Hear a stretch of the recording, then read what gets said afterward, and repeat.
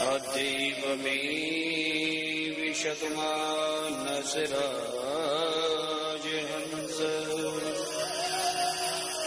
प्राण प्रयाण समय कफवात बीते कंठवरोधन विधो स्मरणं कुतस्ते कृष्णाय वासुदेवाय हरये परमात्मने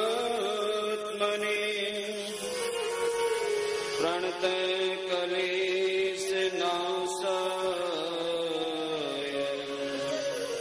श्री गोविंदाय नमो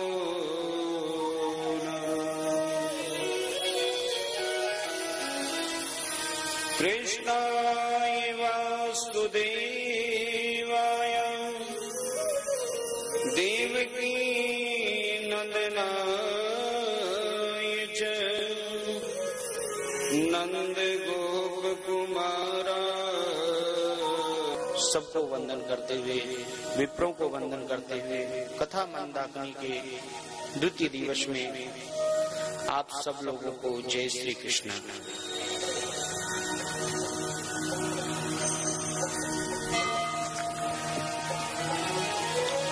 प्रथम दिवस की कथा में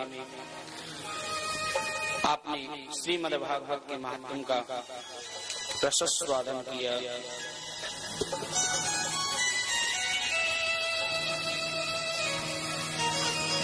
किस प्रकार से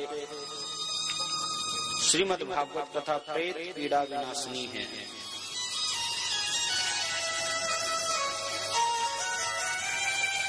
सूत जी महाराज व्याख्यान करते हैं, श्रीमद् भागवत कथा प्रेत पीड़ा विनाशिनी है कि अगर कोई प्रेत भी बन जाए, अगर उसके नाम की भागवत कराई जाए तो उसको भी मुक्ति मिल जाती है।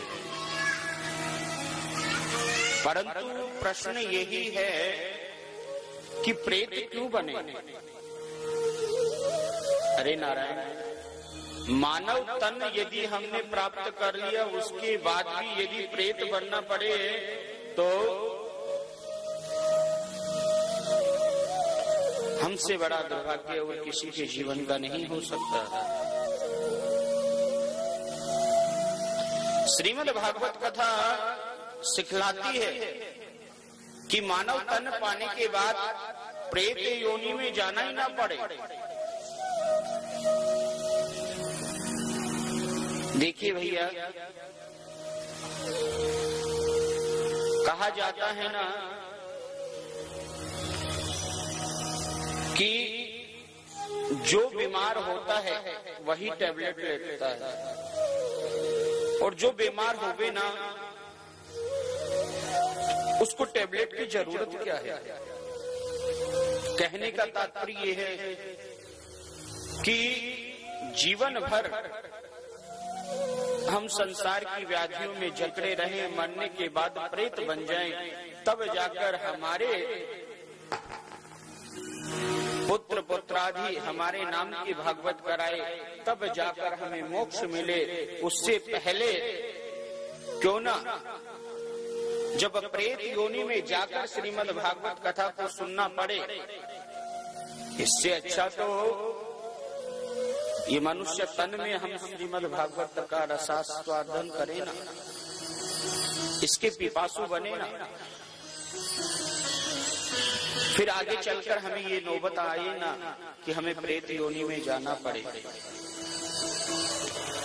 हमारे मीमांस लोग ये भी कहते हैं, जो जीव श्रीमद् भागवत कथा की शरणागति ले लेता है उसको बाद में यमपुरी को भी जाना नहीं पड़ता। प्रेत की छोड़ो, यमपुरी को भी उस जीव को नहीं जाना पड़ेगा। इसलिए सदा सेव्य श्रीमद् भागवती वार्ता कि सदैव सदैव इस कथा रस का नृत्य पान करना चाहिए, निरंतर पान करना चाहिए। सदैव इस कथा का पान करो। एक बार नहीं 1000 बार करो। श्रीमद् भागवत कथा नित्य सुनोगे तो क्या है, जीवन में नव मार्ग लेकर आएगी, नया मार्ग लेके आएगी।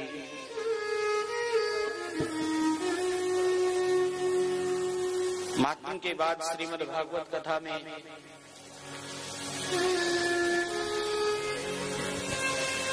सूत जी महाराज ने संक्षिप्त में विशेषता बताई और उसके उपरांत श्रीमद् भागवत कथा का आरंभ हुआ। श्रीमद् भागवत कथा का आरंभ किससे होता है? देखिए महाराज, जिस किसी की कथा होती है या किसी की पुस्तक होती है या किसी का कोई घर होता है तो उसका मालिक होता है ना।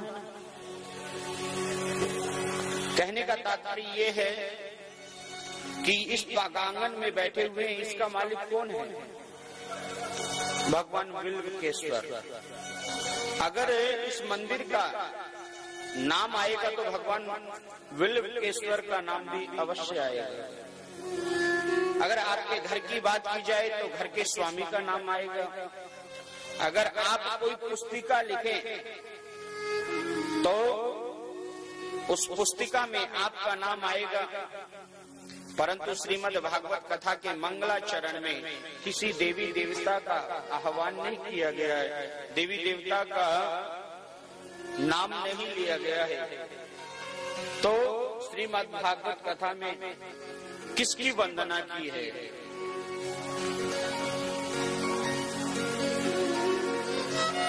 सूत जी महाराज श्रीमद् भागवत कथा प्रारंभ करते हैं। श्री गणेशाय नमः। श्री गुरु चरण कमलेभ्यो नमः। श्री सरस्वती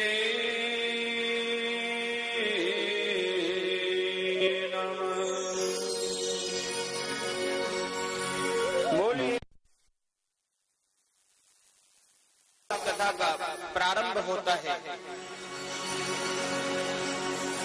सूत जी महाराज वर्णन करते हैं श्रीमद् भागवत कथा का आरंभ कहां से होता है। श्रीमद् भागवत कथा का आरंभ है अधिकार लीला से। कहने का तात्पर्य, सूत जी महाराज ने व्याख्यांत किया है प्रथम स्कंद का, तो बताया प्रथम स्कंद क्या है। कहा गया प्रथम स्कंद अधिकार लीला है। कहने का तात्पर्य, पहले अधिकारी बनो। श्रीमद् भागवत कथा को जानना है तो उसके लिए अधिकारी होना होगा, पात्र बनना पड़ेगा। पहले तो विचार करो कि मैं श्रीमद् भागवत कथा का अधिकारी हूं या नहीं। प्रथम स्कंद का भाव यही है, अधिकार,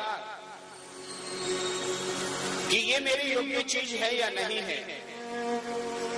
सूत जी महाराज कहते हैं कि प्रत्येक जीव के योग्य प्रभु की कथा है, प्रत्येक जीव के योग्य, परंतु अधिकारी तो बने। अधिकारी किसके द्वारा बनेंगे? ज्ञान के द्वारा। ज्ञान अर्जित करेंगे तो ही अधिकारी बन पाएंगे श्रीमद् भागवत कथा के, अन्यथा अधिकारी नहीं बन सकते। सूत जी महाराज मंगलाचरण कर रहे हैं। जन्माधस्य यतो नव्यादिरस्त स्वविघ्नेश्वर तेनेह ब्रह्मादि कवि मोहन्ति यत्र सुरा तेजो वारिमिदाम्यथा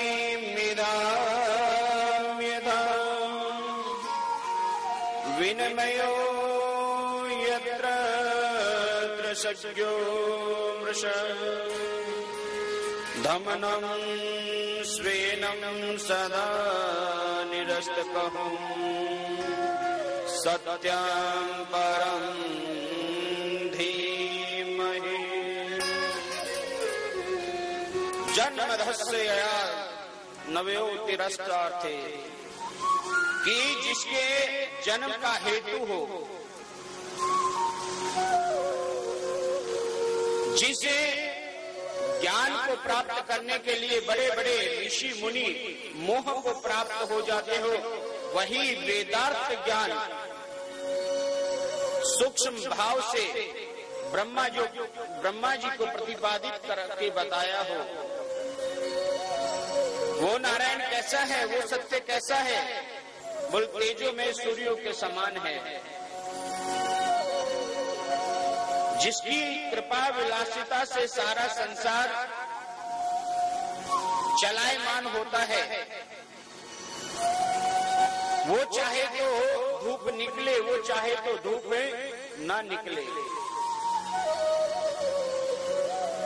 ऐसा ज्ञान स्वरूप क्या है, बोले सत्य, वो ईश्वर है। इसीलिए श्रीमद् भागवत कथा में सत्य का प्रतिपादन कराया है। सत्यम परम धीमहि। कहने का तात्पर्य यही है कि आप सत्य के मार्ग पर चलेंगे